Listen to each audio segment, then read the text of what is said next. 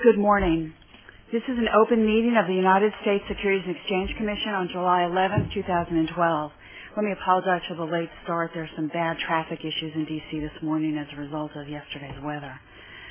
Today we will consider a recommendation to significantly enhance our ability to regulate the nation's equity markets. From virtually the day I arrived at the SEC 3.5 years ago, I've talked about the importance of a consolidated audit trail, and I'm enormously pleased that we are moving ahead to make it a reality. In particular, we will consider whether to adopt a rule, Rule 613, which would require the nation's securities exchanges and FINRA to develop a detailed, comprehensive plan for creating, implementing, and operating a single market-wide consolidated audit trail system. This system will collect and accurately identify, among other things, every order, cancellation, and trade execution for all exchange-listed equities and options across all U.S. markets. In today's competitive marketplace, trading is dispersed across a variety of market centers, ranging from public venues to private dark pools to individual broker-dealers. And the vast majority of trading is now performed by automated computer algorithms used by many different kinds of market participants. This includes electronic market makers and high-frequency traders, seeking to capture small profits from thousands of individual trades. It includes large institutions seeking to accumulate large amounts of securities without affecting the market. And it includes broker-dealers seeking to provide individual retail investors with the best execution for their order.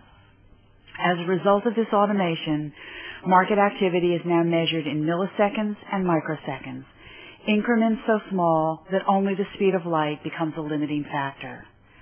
In addition, automation means it's not uncommon for hundreds and sometimes thousands of orders to be generated, modified, canceled, aggregated, disaggregated, and routed across a dozen venues, all before even a single trade is executed.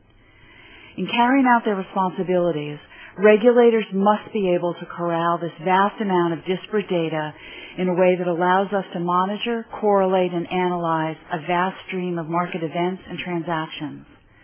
The availability and quality of trading data are central to the SEC's ability to protect investors and to maintain fair, orderly, and efficient markets.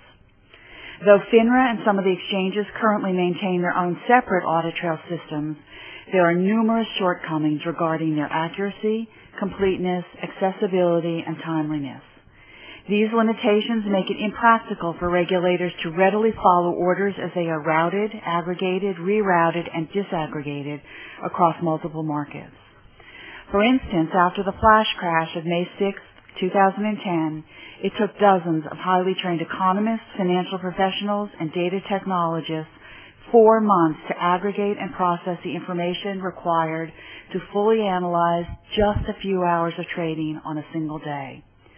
While that process was remarkable considering our limitations, and while we were able to identify the various causes of the flash crash, efficient and effective market regulation requires that future analyses not take nearly that long. In fact, it is even more difficult to perform some other types of market analyses because certain key information is never collected by audit trails.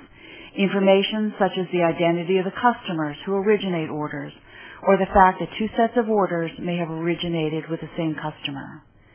A consolidated audit trail that accurately tracks orders throughout their life cycle and identifies the broker-dealers handling them will provide us with an unprecedented ability to effectively oversee the markets we regulate. First, a consolidated audit trail will increase the data available to regulators investigating illegal activities such as insider trading, wash sales, and market manipulation.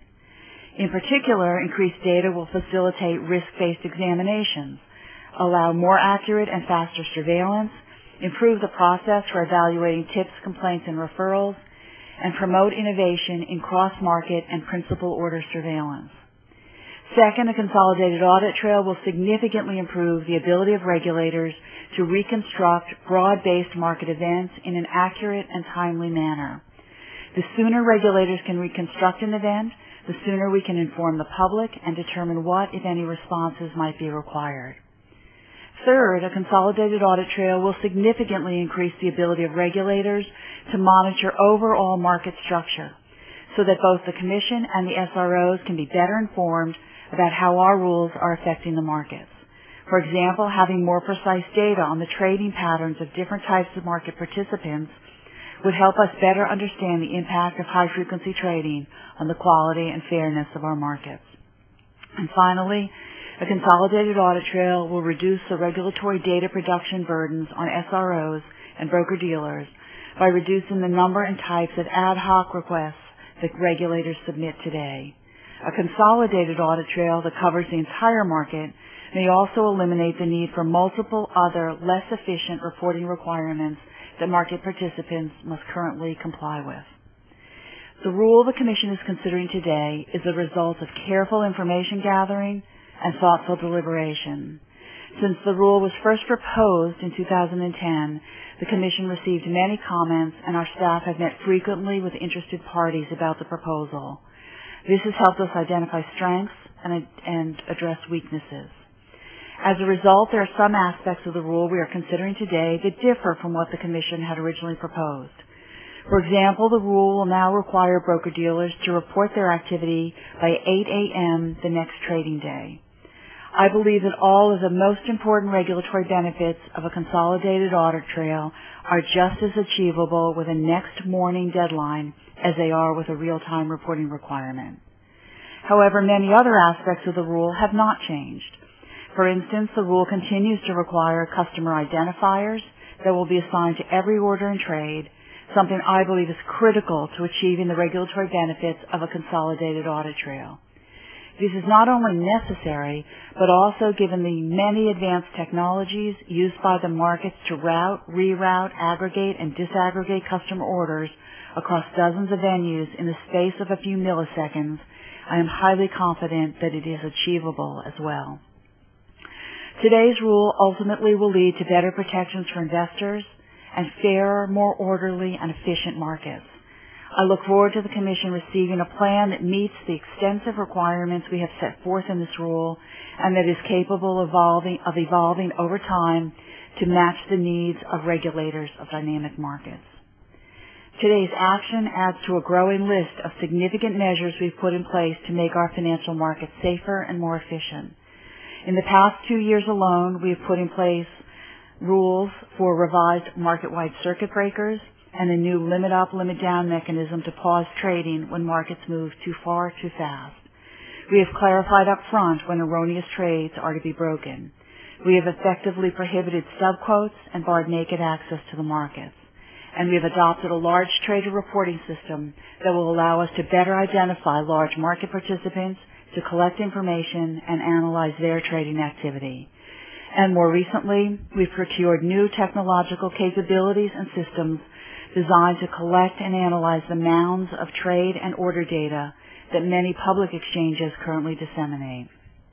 In sum, the rule we're considering today represents a great leap forward in providing the SROs and the Commission with the data and means to exponentially enhance our abilities to oversee a highly complex market structure.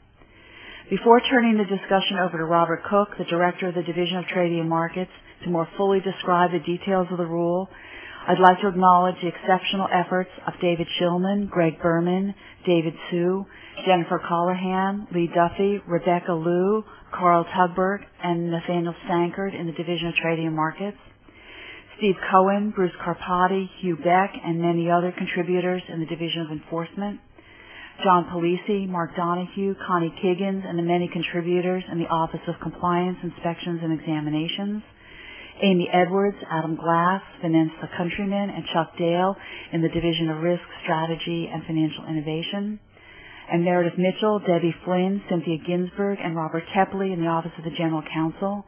I also want to thank the Office of Information Technology, Tom Bayer in particular, for their tremendous support. And I'd like to thank the other commissioners and their counsel for their work and comments on the proposed rule. And now I'll turn the meeting over to Robert Cook to hear more about the division's recommendations.